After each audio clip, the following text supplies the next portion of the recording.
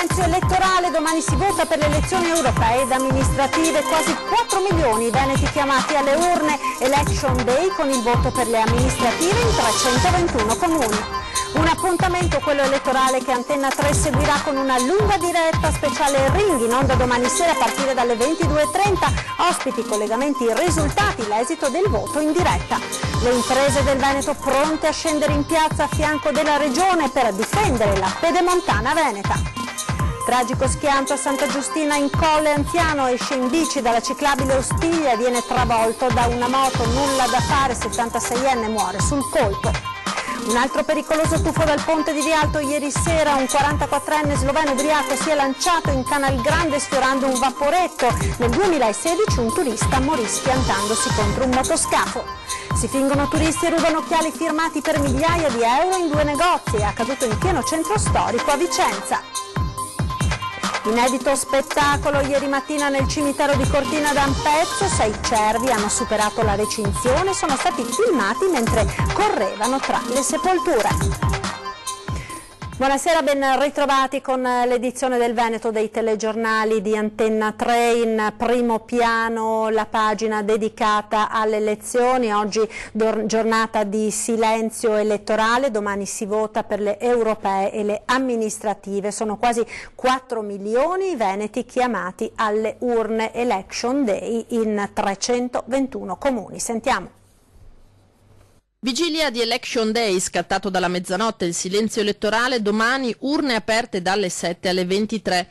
9.332.769 gli elettori della circoscrizione nord-est chiamati al voto per il rinnovo dell'Europarlamento, 3.995.049 quelli veneti. Si vota tracciando un segno sul simbolo del partito prescelto, possibile esprimere fino a 3 preferenze, attenzione all'alternanza di genere, uomini e donne per i candidati, pena l'annullamento del voto. Immediato lo spoglio dalle 23, mentre quello per le amministrative inizierà alle 14 di lunedì. Impegnati in Veneto 1.677.182 elettori che dovranno esprimersi anche nei propri comuni per l'elezione di sindaco e ben 3.850 consiglieri comunali. In 321 dei 563 comuni veneti gli elettori riceveranno quindi la doppia scheda. Se Rovigo è l'unico capoluogo veneto al voto, 33 complessivamente i comuni della provincia rodigina chiamati alle urne, è il territorio di Vicenza ad avere il maggior numero di municipi alle urne. 80 comuni a rinnovo, tra cui spiccano, con più di 15.000 abitanti e quindi a potenziale rischio ballottaggio il 9 giugno, Bassano del Grappa, Arzignano, Montecchio Maggiore, Schio e Valdagno. Seguono, entrambe con 56 comuni, Padova e Treviso. Nella Marca sono 4 i centri oltre i 15.000 abitanti, Vittorio Veneto, Mogliano, Paese e Preganziol, 4 anche nel Padovano, Cadoneghe, Monselice, Rubano e Selvazzano.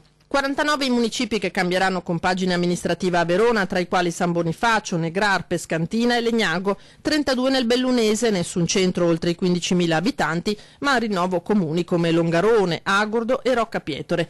Infine la provincia di Venezia, solo 15 comuni al voto, i più popolosi Noale, Scorzè e Spinea. Per la prima volta in assoluto si vota nei comuni nati dalle fusioni, Colceresa, Lusiana Conco e Valbrenta nel Vicentino, Borgo Valbelluna nel Bellunese e Pieve Grappa nell'Alto Trevigiano. Un appuntamento, quello elettorale, che Antenna 3 seguirà domani con una lunga diretta speciale Ring in onda domani sera a partire dalle 22:30. Urne aperte domani dalle 7 alle 23 per il voto europeo ed amministrativo. Subito dopo la chiusura dei seggi comincerà lo spoglio delle schede, un appuntamento che Antenna 3 seguirà con una lunga maratona elettorale in onda a partire dalle 22:30 di domenica. Puntata speciale di Ring con i risultati dello spoglio in tempo reale, ospiti in studio, commenti sull'andamento del voto, collegamenti in diretta, una lunga notte per scoprire chi sarà a rappresentare il nostro territorio nel prossimo Parlamento europeo e gli effetti che il voto di domenica avrà sul governo e la politica nazionale. Un appuntamento da non perdere, quello di domenica notte su Antenna 3, che tornerà sempre in diretta ad analizzare il voto con tutti i risultati delle amministrative nei 321 comuni veneti chiamati alle urne. Nuovo appuntamento dunque sulla nostra emittente lunedì a partire dalle 12:30 e poi in prima serata dalle 21:15 torna Ring con tutti gli ultimi aggiornamenti e i commenti sull'esito del voto. Ed ora le reazioni all'ennesima inchiesta che rischia di fermare i lavori per la costruzione della superstrada pedemontana veneta. Oggi presa di posizione del mondo produttivo pronto a scendere in piazza pur di mantenere aperti i cantieri. Pronti a scendere in piazza al fianco della regione per difendere la pedemontana. Questa è la reazione del mondo produttivo veneto dopo quanto accaduto nei giorni scorsi con la magistratura ad indagare sulle discariche abusive riaperte durante i lavori in trincea. Rifiuti solidi urbani interrati da decenni subito bonificati e tutto regolarmente descritto da documenti facilmente consultabili in regione. A questo si contrappone la denuncia alla procura che rischia di bloccare i cantieri con inevitabili conseguenze per le nostre imprese già penalizzate. 560.000 imprese. Credo che la pedemontana debba essere finita, non si può ritardare ancora. I dati di questi giorni che abbiamo pubblicato sono chiarissimi sulla situazione dei trasporti in Veneto, sia di merci che di persone. Un ulteriore ritardo vuol dire mettere ancora in condizione le imprese di stallo e questo è impossibile. Ecco perché gli imprenditori sono disposti a scendere in piazza, purché l'opera venga ultimata. È incredibile vedere in questi periodi, quando si blocca l'A4 nella zona di Porto Gruaro, il traffico di camion che si riversa sul nostro territorio è qualcosa che blocca un po' tutto. Se non riusciamo a creare delle possibilità di movimentazione delle merci, l'economia avrebbe sicuramente dei riflessi. E i numeri sulle infrastrutture alternative di competenza nazionale non fanno altro che confermare ciò che potrebbe accadere se non si completa al più presto la pedemontana. Abbiamo un sistema ferroviario ingessato, 1800 km di rete ferroviaria, di questi 1800, 687 sono elettrificati e gli altri no. E su 1800 km abbiamo solo 30 km di alta velocità tra Mestre e Padova e abbiamo il 35% della nostra rete ferroviaria che ancora funziona non più a corrente elettrica ma a diesel. Questa è l'arretratezza, 50 anni di arretratezza. Una arretratezza che contrasta con il nostro dinamismo imprenditoriale e che forse a questo punto suscita invidia a più di qualcuno, pronto ad utilizzare la burocrazia pur di non veder volare il Veneto. Ed ora l'odissea dei clienti di Banca Popolare di Vicenza e di Veneto Banca. Si attende di conoscere come accedere al fondo di indennizzo. Intanto la Di Consum oggi a Vicenza ha chiamato a raccolta i risparmiatori. Diteci cosa dobbiamo fare, sembrano parlare così le facce di risparmiatori e azionisti della Banca Popolare di Vicenza riuniti dalla Di Consum. Dopo 4 anni di riunioni e incontri con esperti, sui loro volti continuano ad esserci tanti interrogativi e ora, per arrivare a ottenere un rimborso di almeno il 30% di quanto perso, se governo vuole, servono le carte, tante carte, tra quelle messe via in anni di fiducia forse cieca nella loro banca. Dopo aver transato i 9 euro ad azione, vale la pena continuare. Ho capito che molte persone non sono a conoscenza di questa opportunità o non vogliono riaprire, però di fronte a portare a casa un risultato del rimborso noi siamo per quantomeno focalizzare anche un'informativa su questo. Forse perché da un'indagine di Consum è emerso che ben il 78% dei clienti BPV che si sono messi nel lungo viaggio alla ricerca dei loro risparmi bruciati hanno più di 60 anni. Gli altri stanno con il fiato sospeso in attesa che nella Gazzetta Ufficiale e nel portale Consap escano le modalità di accesso al fondo indennizzi risparmiatori, un'attesa estenuante. Lo spostare questa cosa nel bel mezzo di una campagna elettorale, farla slittare, dà il segno, come dire, di una situazione che non è trasparente, non lo è. Ci sono ancora elementi di opacità, la dico grave, che sembra voluta. Voluta da chi? Forse non lo sapremo mai. Come giudicare intanto le parole autoassolutorie di Zonin e Iorio al processo in corso? Io penso un gran male di quello che hanno fatto e non pagheranno assolutamente nulla e questo per un paese civile è uno scandalo. La cronaca ora, tragico schianto a Santa Giustina in Colle, a perdere la vita un 76enne. Sentiamo.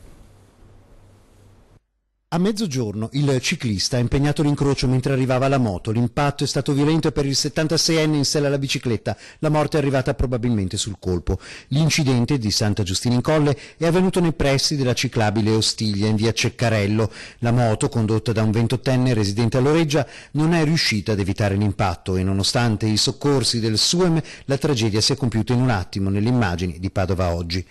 Sul posto, per i rilievi necessari ad appurare le cause dell'incidente, la polizia locale.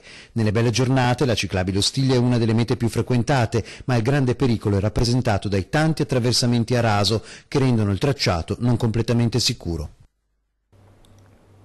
Da Vicenza ora con la cronaca, perché due finti turisti hanno razziato occhiali di marca da due negozi. È accaduto in pieno centro storico. Sentiamo.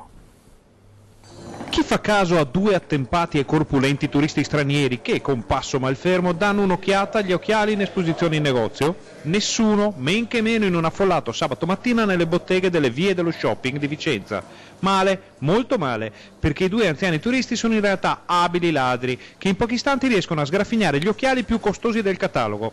Ne sanno qualcosa all'ottica Piccolo di Via Palladio e all'ottica Stecca di via Cavour, dove la coppia di finti visitatori stranieri ha messo a segno due colpi nel giro di pochi minuti. Nel primo negozio i ladri hanno arraffato 3 paia di occhiali Cartier per un valore complessivo di quasi 2.500 euro. Dai filmati dell'impianto di videosorveglianza si vede tutta l'abilità e l'esperienza dei due falsi turisti, che trovano il modo di avvicinarsi a un espositore e nel volgere dei pochi istanti fanno sparire con grande destrezza le costose montature. A colpo concluso se ne vanno sempre malfermi e apparentemente innocui, salutando e ringraziando. Nel negozio di via Cavour le cose sono andate nello stesso modo, ma nel sacco sono finiti 2 occhiali di marca per un valore di 800 euro. Qui va aggiunto un altro paio di occhiali il cui costo non è stato quantificato. La questura ha immediatamente inviato il personale in centro storico e le immagini delle telecamere sono state acquisite.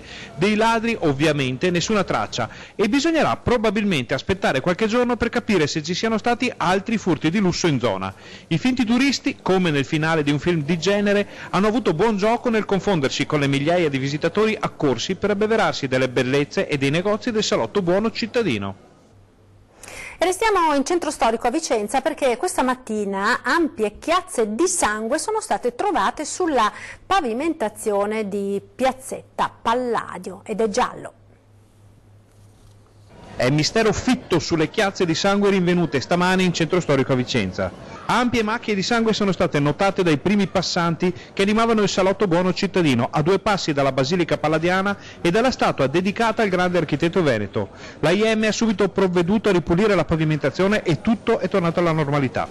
Ma la voce si è subito diffusa e ora tutti si chiedono cosa sia accaduto durante la notte. Resta da capire infatti se si tratti di sangue umano e se le chiazze siano dovute a una rissa o a una colluttazione. In questo caso si tratterebbe dell'ennesimo episodio di degrado avvenuto nel capoluogo bellico nelle ultime settimane.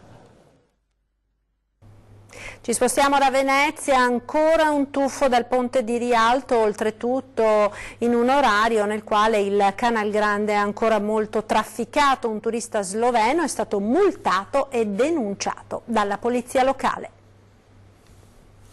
La rapida sortita in direzione Erbaria, dopo aver compiuto un'impresa che ha messo a repentaglio la sicurezza sua e di chi si è trovato a transitare in quel momento sul Canal Grande, è stata vana. Rintracciato dalla polizia locale, l'ennesimo tuffatore in un canale veneziano è stato multato di 500 euro e denunciato per attentato alla sicurezza dei trasporti. È uno sloveno di 44 anni, reduce da una degustazione di sostanze alcoliche piuttosto evidente. Se i tuffi in canale sono oramai diventati quasi una specialità nell'era delle estati veneziane da turismo cafone, le circostanze questa volta sono state più pericolose del solito, visto che la piscina era il Canal Grande, il trampolino il ponte di Rialto, l'orario le 21 circa, quando il traffico di vaporetti, motoscafi e gondole è particolarmente intenso. Nell'estate del 2016 un tuffo analogo era stato fatale ad un marinaio neozelandese di 48 anni piombato su un taxi acqueo attorno a mezzanotte, spirato per le ferite riportate 3 mesi dopo. Il Comune di Venezia ha varato un nuovo regolamento di sicurezza urbana che ha rafforzato le multe per molti comportamenti maleducati, per dir poco, e previsto persino il DASPO, vale a dire l'allontanamento nei casi più gravi. Ma con una marea di visitatori che a Venezia oramai si conta a decine di milioni l'anno, convincere tutti al motto coniato da Cafarsetti di Enjoy Respect Venice, goditi e rispetta Venezia, non è impresa facile. Ed è stato multato con una sanzione di 400 euro lo studente fermato dai vigili urbani a Marghera mentre urinava in un prato vicino al Vega. Stava andando a piedi da Venezia a Marghera lungo Via della Libertà ad un concerto quando uno studente mestrino di 22 anni, non riuscendo a trattenersi, si è fermato a fare pipì su un prato all'angolo con Via Pacinotti, poco lontano dal Vega. In quel momento però è stato intercettato e bloccato da 2 volanti della Polizia Municipale che gli hanno contestato l'infrazione comminandogli una multa di 400 euro.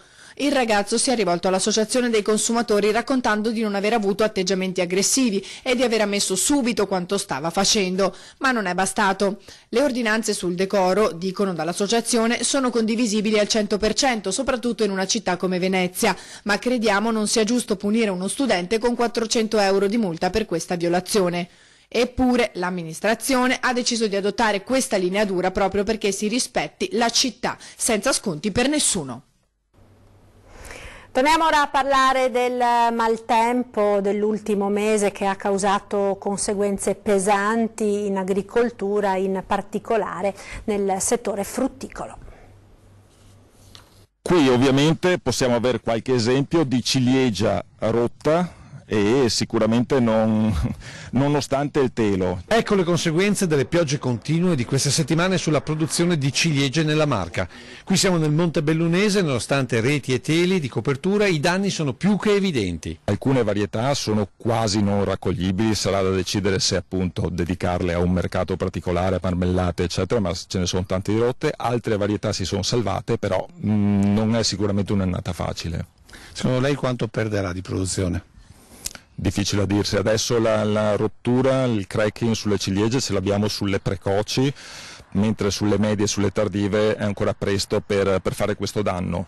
Se parliamo delle precoci credo che un 50% se ne sia andato con il cracking. E non va meglio per un'altra varietà che dovrebbe essere abbondante in questa parte dell'anno. Oltre all'acqua, le albicocche hanno subito la grandine con queste conseguenze.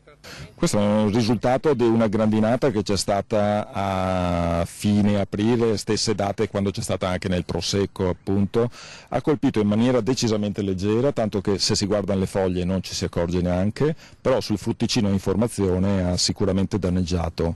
Ce ne sono diverse come queste più danneggiate, altre quasi niente, ma appunto diventa un prodotto rovinato. Ecco, se nelle ciliegie il prodotto rovinato è al 50%, dicevamo prima, con l'acqua, qui invece a quanto siamo?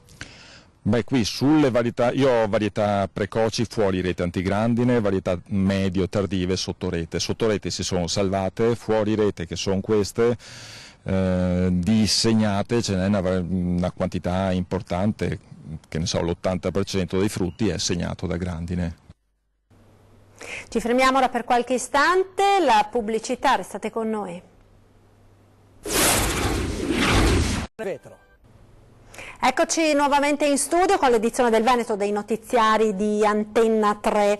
Il fascino delle Dragon Boat sul Piovego, un momento di competizione e divertimento oggi a Padova. L'ombra del drago si staglia inquietante sul riflesso del cielo nel fiume, ma il drago è buono, al massimo fuoco e fiamme lo fanno gli equipaggi pronti a scaricare cuore e polmoni nella competizione delle Dragon Boat sul Piovego. Il Portello, l'antico porto di Padova, vive una giornata di competizione e amicizia all'insegna delle barche drago, dal ritmo dato dal tamburino, pagaie pronte a piegarti le mani e allenatori feroci e spietati, pronti a spremerti fino all'ultima stilla di sudore. Durante la competizione sono accaniti e con i denti fuori dalla bocca, però alla fine, passato il traguardo, c'è lo spirito di amicizia che unisce tutte le squadre ed è questo lo spirito con cui noi abbiamo iniziato a fare questa manifestazione. Ci sono le donne in rosa, atleti appassionati, curiosi e neofiti, ci si riscalda con impegno e non si lesinano i vitali consigli dell'ultimo minuto. Io sono più conservatore che non sparatore. In acqua le imbarcazioni vanno eleganti, il loro drago un po' vichingo e qualche frase di fatica tipicamente locale. E poi dal fondo della golena si parte verso il portello. La barca, che sembra venuta dalla serie Netflix, si trasforma in un siluro, veloce e dritto verso il traguardo. La cadenza del tamburino è senza quartiere, c'è chi vince e c'è chi per questa volta cede. Il tempo di respirare, poi alla fine delle gare ci sarà il terzo tempo. Il terzo tempo esiste per gli atleti, ma diciamo che gli allenatori non lo vedono di buon occhio il terzo tempo, ma noi facciamo terzo, quarto, anche quinto tempo se fosse possibile, perché è la cosa che poi unisce tutti e ci si conosce poi alla fine delle gare, si conosce, si fa amicizia con le altre squadre ed è un'amicizia che comunque dura e ogni volta che ci si incontra nei campi gara rimane ed è sempre bello trovarsi. I draghi imperturbabili aspettano, non sono loro fuori dal tempo a dover sudare con la pagaia, lo facciano donne e uomini della modernità se ancora vogliono la loro compagnia. Inedito spettacolo ieri mattina nel cimitero di Cortina d'Ampezzo, vediamo. Ma lassù si va fuori. Saltano sepolture e recinzioni con eleganza, corrono tra i loculi, riescono nel vialetto, uno scivola, si rialza ed il branco di cervi procede nella sua corsa verso la cappelletta fino poi a sparire e tornare a scorazzare tra prati e boschi. Dell'incredibile il video girato ieri mattina nel cimitero di Cortina d'Ampezzo da attoniti visitatori del Camposanto che si sono trovati di fronte a questo spettacolo davvero insolito. Un video che sta facendo il giro del web per questa inusuale escursione del branco giunto sino al cimitero della Perla delle Dolomiti. È tutto, vi lascio alle previsioni del tempo, grazie per essere stati con noi, arrivederci.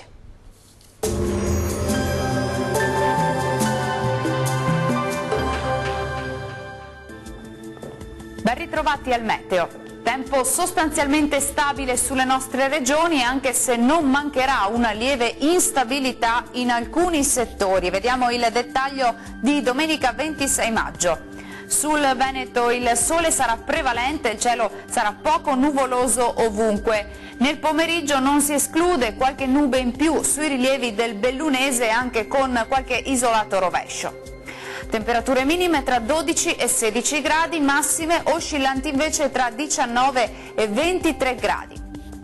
Ci spostiamo ora sul Friuli Venezia Giulia, dove il tempo sarà asciutto e stabile dappertutto, sarà infatti una bella giornata di sole e il cielo sarà sereno o al massimo con la presenza di poche nubi a carattere sparso.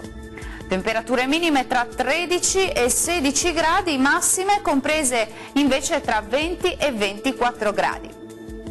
Raggiungiamo infine il Trentino Alto Adige, dove invece la situazione cambia perché avremo piogge sparse ma piuttosto frequenti, localmente anche alternate a qualche schiarita.